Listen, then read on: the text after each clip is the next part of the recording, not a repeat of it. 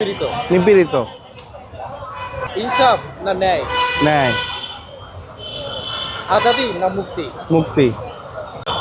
ভাষা হচ্ছে নদীর মতো চলমান, প্রবাহমান। ভাষায় কোনো ব্যারিয়ার মানে না।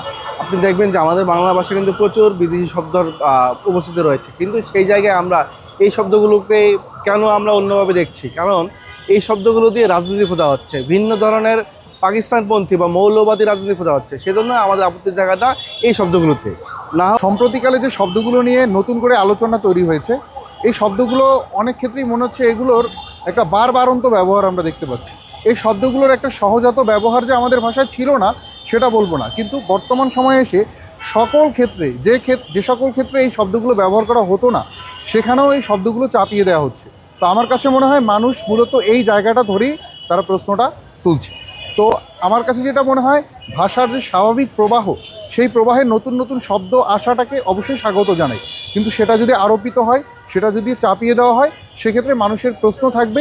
এটাকেও খুব বেশি সন্দেহের চোখে দেখার কিছু নেই। প্রথম কথা হচ্ছে যে ভাষা খুবই তো বহমান প্রক্রিয়া। ভাষার সারা জীবন পৃথিবীর সকল ভাষা আসলে মিক্সড ভাষা। এই যে আমি দেখেন শব্দ বলতে যাই, মিক্স শব্দ আমি ব্যবহার করে ফেলছি।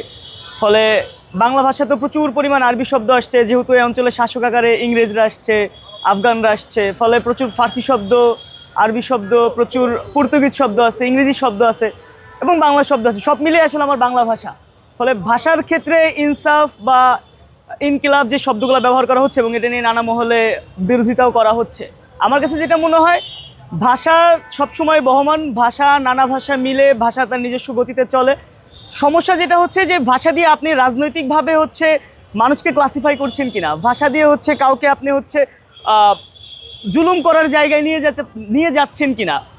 একজন মানুষ তার মনের ভাব কিভাবে প্রকাশ করবে সেটা তো কেউ কন্ট্রোল করে দিতে পারে না।